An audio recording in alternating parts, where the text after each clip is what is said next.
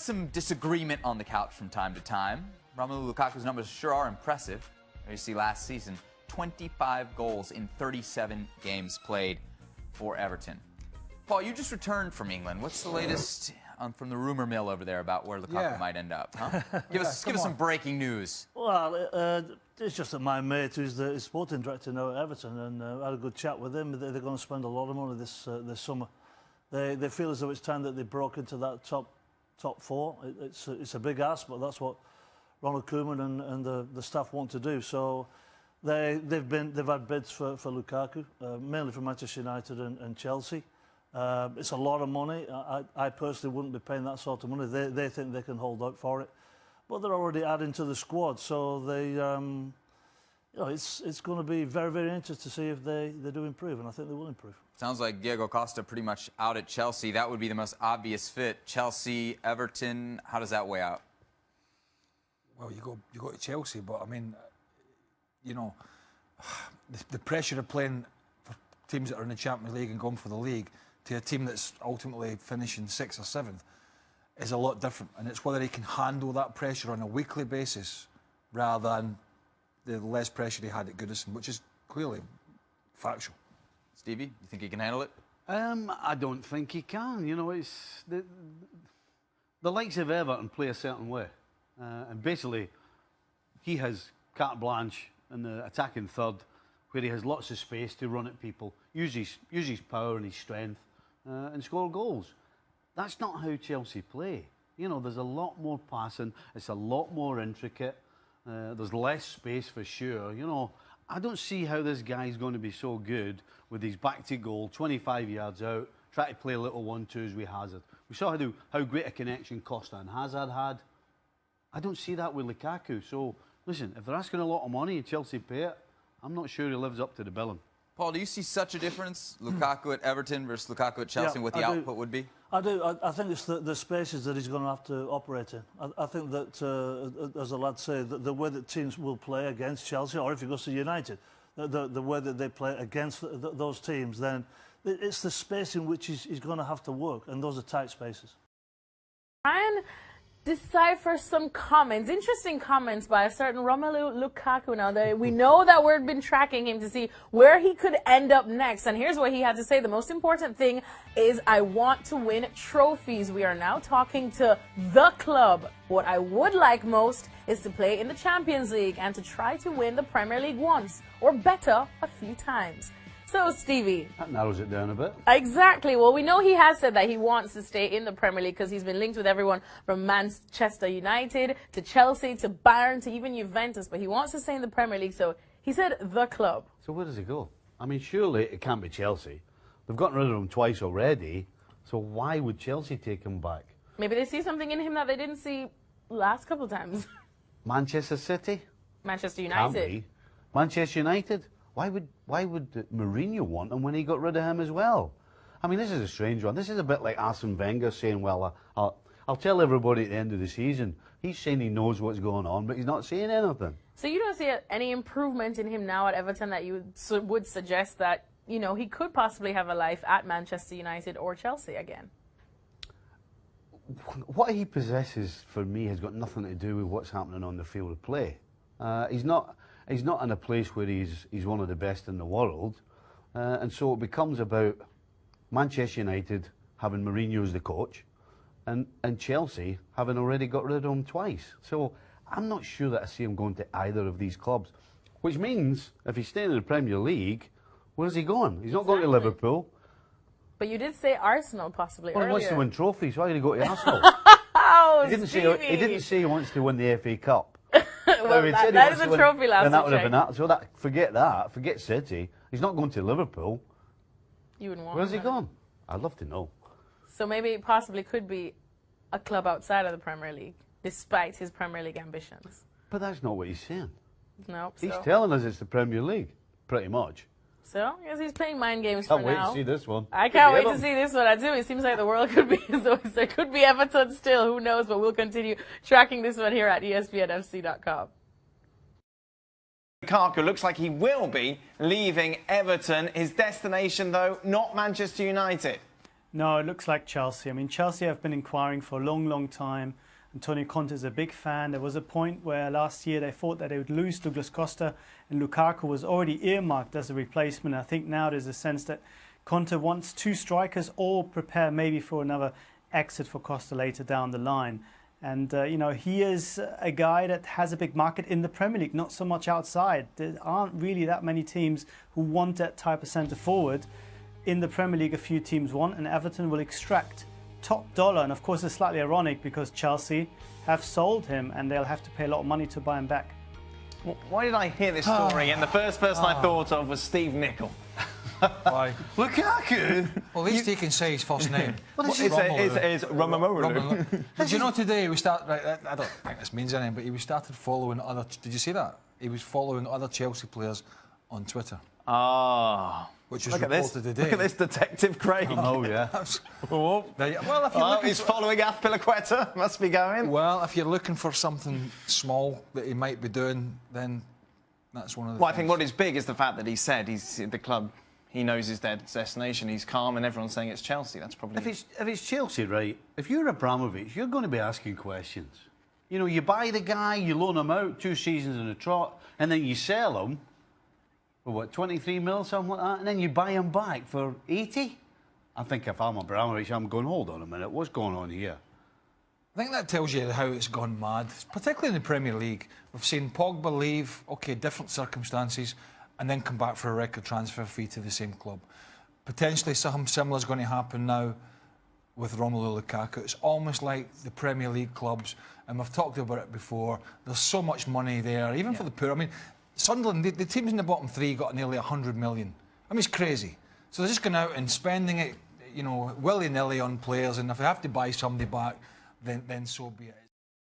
Just want to clear something up that we discussed during the show, well, that Stevie discussed during the show.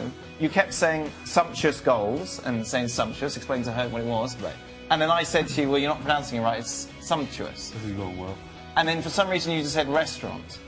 Why did you say restaurant? Well, the point I was trying to make is that not everybody says a word the exact same way. Right. What I should have said instead of restaurant was tomato and tomato. Right. That would have been a better explanation. Okay.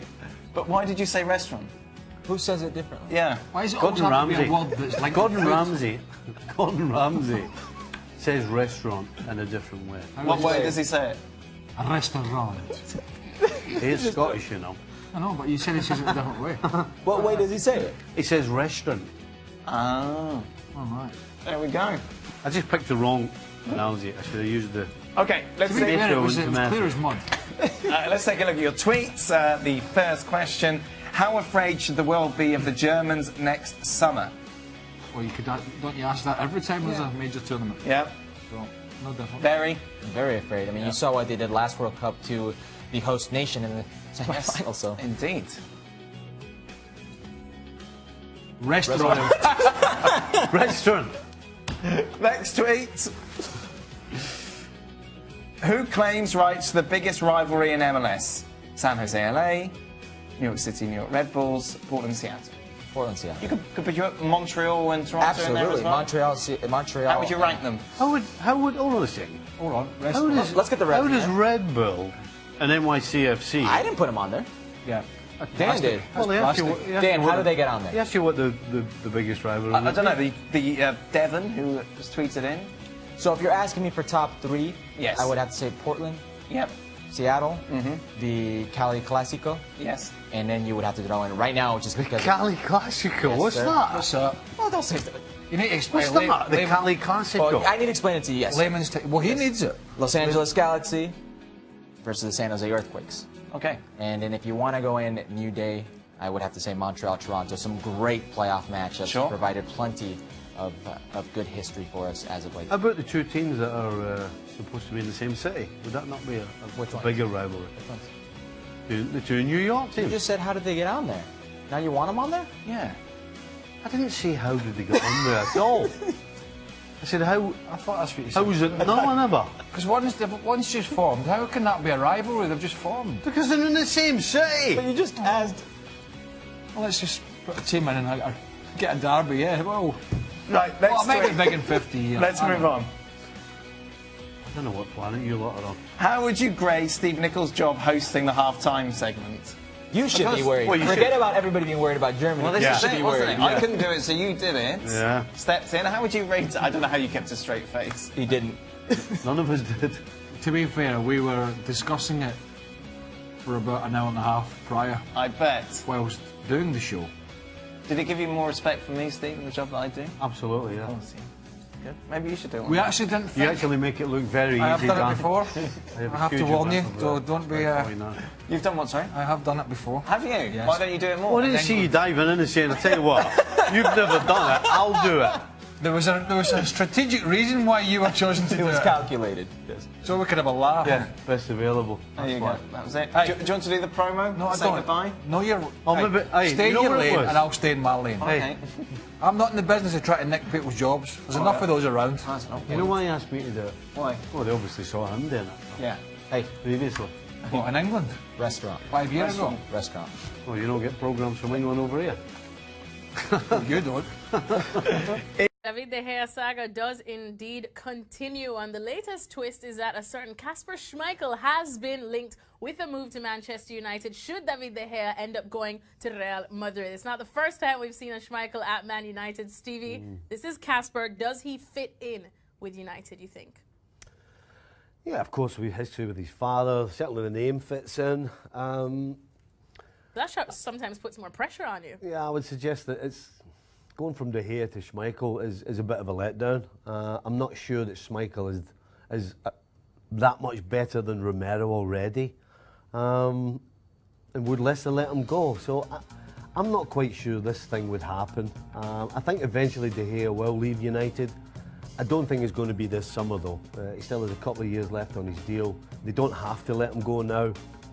All things point to him leaving, but not this summer, and that means that Schmeichel won't be coming either. Well, funny you should say that, because sources to ESPN FC have said that David De Gea is actually not pushing to leave United this summer. We know other goalkeepers like Thibaut Courtois have been linked with a move to Real Madrid, and a certain Donnarumma has been linked to Manchester United. Would he be a better fit, barring his age, do you think, as a goalkeeper at Man United than Schmeichel? Yes, I think so. What's impressed you about the youngster that Schmeichel probably hasn't? Because he's a Premier League champion. Well, Donnarumma's probably on the same level as Schmeichel right now. The kid's not even 20 yet. No. So getting a Donnarumma means that you're getting somebody, certainly at a club like Man United, I think you would be getting somebody for a decade. That's what you want. You want quality, because that's what Donnarumma is already. He's quality, and that would be a huge coup for Manchester United. Number one, if they could get him, and that is, of course, if and when De Gea leaves. Media World delivered some gems, and we've got you covered in this Friday instalment of The Sweeper. Can you say baby's door? Well, Cristiano Ronaldo completed his hat-trick on Thursday with a double. No, not that kind. The Real Madrid and Portugal forward became a father for the second time after welcoming a set of twins into the world. Cristiano isn't the only superstar celebrating this week. Elsewhere, Leo Messi is finally set to marry longtime partner Antonella Roccuzzo today. And it looks like it'll be quite the party. From Xavi to Puyol and other Barcelona greats past and present, the stars have certainly come out in style. Felicidades, Leo. And it must have been an awkward time in the Zidane household after it was announced Enzo Zidane would be sold from Real Madrid to Alaves. That's right, Zinedine Zidane has sold his own son. To ease any tension, there's a buyback clause for the 22-year-old, who scored in his lone appearance with the senior team last season, a 6-1 Copa del Rey victory over third-tier Cultural Leonesa. And finally, while others are on holiday and soaking up some summer sun, Manchester United's Marcus Rashford is putting in work getting himself in tip-top shape for the season ahead. Gotta love that motivation from the youngster, definitely making the most of his opportunity. He's certainly giving new meaning to the phrase "no days off." That's all for now. Back for more on Monday for a best of the weekend edition of The Sweeper.